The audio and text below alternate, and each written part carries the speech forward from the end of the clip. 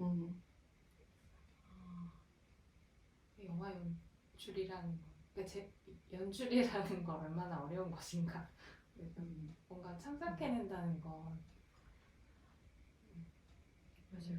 그런 어떤 여러 가지 고민들이 네. 저도 그리고 그 꿈을 꾸잖아요. 저야 이제 뭐 정신분석하는 사람이니까 그 사람이 가지고 있던 이전에 지금 영화상에서 드러나는 이 단조로움 이면에 이 사람이 살아왔던 시간과 혹은 이 단조로움을 만들기까지 이 사람 안에서 일어나는 엄청난 복잡한 상태들, 무의식적인 것들, 꿈이라는 게 그 나뭇잎이 흔들리는 것을 보는 것과 이 꿈속의 흔들림이 되게 전 비슷한 연출, 비슷한 의도로 사실은 비춰지기도 했고 그러면서 영화에 그 계속 나오잖아요. 꿈이 오버랩되는 거. 네. 꿈은 절대 단조롭지 않고 네. 모호하지만 상당히 뭔가 복잡하고 이렇게 여러 가지가 겹쳐져 있는 그런 느낌들이 있어서 그의 어떤 무의식이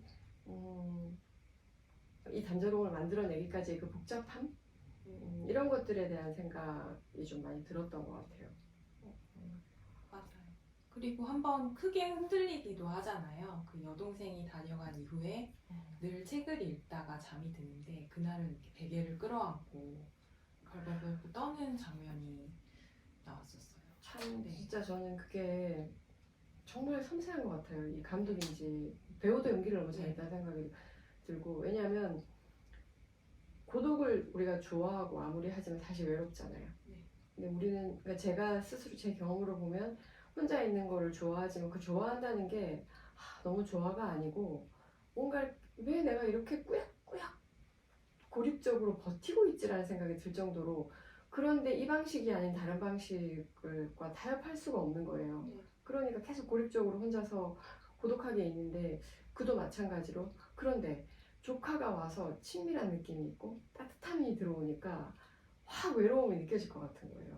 그리고 동생이 찾아와서 아버지의 이야기를 하면서 왜 그냥 일상은 늘 익숙해져 있다가 갑자기 누군가가 들어왔다가 나가고 났을 때 그 공허함과 상실감이 되게 클 수 있잖아요. 좀 그런 측면에서 이 조카가 주는 사랑스러움과 그 뭔가 자신 안으로 쑥 들어올 때 그 따뜻함? 그게 이제 조카가 떠나고 나서 자신이 표면을 하진 않지만 계속 내재해 있는 그 외로움과 어떤 상실감이 그냥 자기 눈앞으로 떡하니 이렇게 직면하는 상황이 아닌가? 그래서 일상이 좀 흔들리면서 하던 루틴을 할 수 없게 되고 그 베개라도 끌어안고 있어야만 내가 그 시린 어떤 감각적 상태를 말해주는 거 아닌가 저는 좀 그렇게 생각이 됐어요. 그럼에도 불구하고 이제 또 다음 날은 여지없이 반복이 되죠. 네. 그 순서대로 열쇠 챙기고 네. 이게 그 장면이 참 되게 네. 강박적이다. 약간 이제 이런 생각을 하면서 그랬던 것 같아요. 주말의 일상은 어떻게 보셨어요?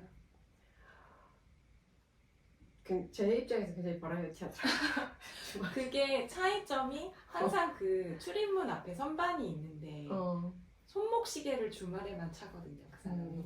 그러니까 다른 때는 평일에는 시계를 볼 필요가 없는 일상을 살다가 이제 주말에는 이제 시계를 챙겨서 이제 시간을 보면서 체크하죠. 또 빨래방에 갔다가 이제 좋아하는 술집에 들려서 그것도 여사장과의 네. 그 여러 미묘함. 미묘함 또 그러니까 이 양반 되게 나름 빡빡하게 살아 약간 이런 생각 즐길 게 많은데 약간 말하고 보니까 엄청 그죠. 사실 그러니까 그렇게 뭐 대단한 우리가 막 뭐 썸을 타고 이게 아닌데 왜 항상 모든 것과 거리가 있지만 근데 이제 그 진짜 어떤 바운더리 안에서 그런 것들이 진짜 잔잔하게 되게 좋았던 것 같아요. 그리고 근데 여사장이 어떤 남자가 포옹을 한 장면을 보고 막 당황해가지고 네. 맥주 두 캔 가지고 막 담배랑 피지도 않던 담배를 가져가잖아요. 그래서 에이 사심 있었네. 네. 이런 생각이 들고. 근데 그 여사장의 전 남편과 이제 강가에서 얘기하는 장면이 나오잖아요. 근데 그 전 남편이 자기 사실은 암이고 7년 전에 이혼을 했지만 처음 만나러 왔다라고 얘기를 하면서 곧 죽는다라는 얘기를 할 때 그걸 보고 저는 아까 그 앞서서 얘기했던 에리 프롬 문장이 확실하게 제 나름대로 적용시켰던 것 같아요. 근데 그러면서 확실한 건 미래에 확실한 건 죽음밖에 없다는 사실을 상기하면서 이분이 이 아저씨가 그림자와 더해지면 더 어두워질까요를 질문하잖아요, 주인공에게. 근데 한번 해보자라고 하면서 이제 이렇게 서로 그림자를 막 이렇게 겹쳐보는데 어두워지죠라고 주인공이 말하니까 그 전 남편은 아니라고 말하잖아요. 근데 그 아저씨가 주인공이 화를 내면서 변하지 않을 리가 없잖아요라고 대사를 하더라고요. 그래서 사실상 이 아저씨의 현실은 이 주인공의 현실은 매번 똑같은 그림자이지만 항상 다른 그림자이고 그게 다른 거기 때문에 겹쳐지면 더 다른 게 되는 게 맞는 거란 생각이 들었어요. 매일 보는 그 나무 사이에 그 일렁거리는 그 그림자가 다르기 때문에 찍는 거랑 똑같은 말이라는 생각이 들더라고요. 그러니까 이 주인공에게는 그 같은 일상이 같은 게 아닌 거죠. 그죠? 네. 그 반복이지만 그 똑같은 루틴을 우리가 다르게 느끼기 위해 얼마나 열려 있어야 될까, 혹은 어떤 삶의 궤적과 통찰들이 있었어야 할까, 고통들이 있었어야 할까, 이제 이런 생각이 좀 들긴 해요. 네, 그러면서 이제 그 또 전 남편을 대하는 마무리는 갑자기 분위기 그림자 밝기로 넘어가면서 소년들처럼 네, 애들 장난. 저는 그 남자 둘의 소년미에 홀딱 반해버렸었는데요. 그래서 밝고 노는데 너무 재밌잖아요. 그게 그런 게 있더라고요. 그러니까 이 단순성, 결국 이제 얘기를 하다 보니 전반적으로 굉장히 단순성이라는 게 엄청난 그 반대의 쾌락을 가능하게 한다. 우리 좋은 걸 먹고 아무리 좋은 데 가도 뭔가가 모자란 것 같은데 오히려 그 반대쪽에 굉장한 쾌락이 있을 수 있다. 왜냐면 제가 예전에 아주 오래전에 친구랑 전철을 타고 가다가 그냥 이제 장난을, 트럭이 있었나 뭐 조그마한 막대가 있었나 그러다가 그냥 이제 장난을 치기 시작한 거예요. 정말 유치하게 그지없는 근데 둘이 하다 보니 그게 막 너무 재밌어가지고 막 죽기 살기로 하게 된 거죠. 근데 대결 같은 네, 막 그러면서 막 죽기 살기로 하게 되는데, 그때 제가 인상적이었던 그 앞에 있는 사람이 자기도 모르게 거기 확 빠져가지고 막 같이 몰입이 돼가지고 엄청 푹 빠져서 막 거기에 같이, 그걸 제가 순간적으로 보고 되게 웃기기도 하고 약간 무한하기도 하고 이랬던 거. 그러니까 이게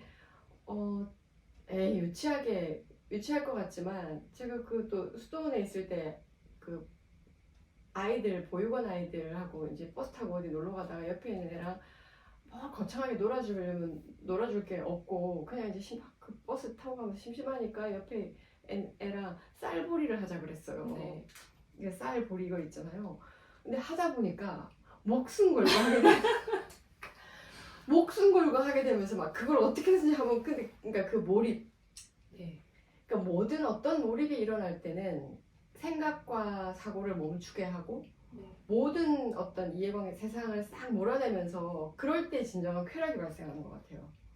쾌락의 어떤 속성이라는 게 그게 뭐 대단하냐, 얼마나 좋은 놀이냐, 혹은 뭐 다이나믹하냐는 아무런 의미가 없고, 근데 그 몰입이라는 거는 단순성 안으로 들어갈 때 굉장히 몰입이 빨리 잘 되는 것 같거든요. 우리가 막 머리를 써서 하는 것보다 단순히 그 쌀보리를 하는 동안 처음에는 되게 시시하게 그냥 쓱 하다가 점점 이게 승부욕에 불타면서 막 기를 쓰고 막 눈에 불을 켜고 막 걔랑 저랑 둘이서 막 하게 되는 거예요. 이런 것들 아마 이제 저도 이제 그 그림자 밝기 놀이를 보면서 제가 그런 또 생각들이 떠올랐던 것 같아요. 그래서 이걸 보시는 분들 오늘 그 가위바위보 게임이라도 뭐라도 옆에 있는 사람과 가위바위보 게임이라도 한번 해보시는 게 어떨까 싶어요. 그리고 남편이랑 그런 단순한 티키타카가 있으세요? 수시로 하는 것 같아요. 말장난 같은 거나 아니면 서로 말했던 말투를 따라하거나 아니면 저희 남편은 이렇게 독특하게 뭔가 무심코 지나갔던 뭐 뉴스 아나운서 말투를 갑자기 따라하거나 이러면은 무심코 그 사람의 음성이 남편의 웃긴 말투로 이렇게 튀어나오면 저도 모르게 막 웃게 되거든요. 근데 남이 보면 되게 저것들은 뭐 저런 거 가지고 웃어 할 장면인데 그게 둘이 되게 재미있는 요소가 될 때도 있긴 하더라고요. 네. 그러게요. 참, 무궁무진한 많은 연상과 저한테는 특히 좀 그랬던 것 같아요. 그런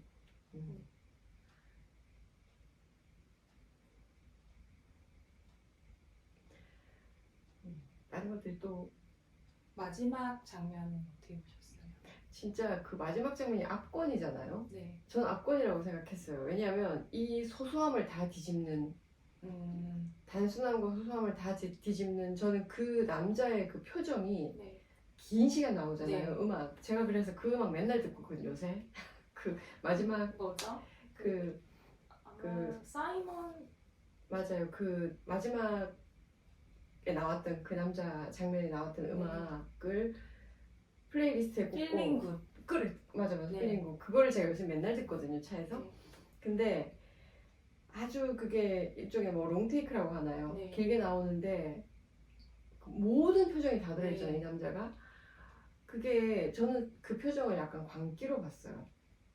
광기로 봤어요. 왜냐면 뭐 해탈한 표정도 아니고 이전의 어떤 단순함과 소소함을 모두 전복시킬 만큼의 이 강렬함, 이 사람의 삶이 얼마나 강렬했을지가 여기서 네. 저는 확 드러나지 않았을까.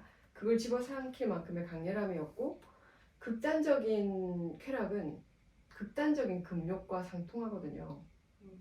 이건 좀 맥락이 다른 얘기긴 한데 저는 이제 그런 생각을 했어요. 이 단순함이라는 것이 아까 말씀드린 것처럼 수도원의 수도자들이 극단적으로 단순하게 단순한 루틴을 하면서 저도 매일 앉으면 새소리, 바람소리 이런 것들이 다 감각적으로 다가왔는데 이런 것들이 사실은 쾌락의 차원에서는 금욕이라든지 이런 것들은 광기에 해당한다고 생각해요. 네. 이게 거세가 아니라 굉장한 광기죠. 네. 이 반복 루틴과 반복된 질서 안에서 엄격한 자기 어떤 규칙 안에서 살아가는 건 사실은 굉장히 광기에 가깝다. 네. 이 광기는 극단적 금욕은 극단적 쾌락과 맞닿아 있고 이런 부분들이 이 마지막 장면에서 모든 것들을 다 좀 소환하는 저는 그렇게 좀 느꼈어요.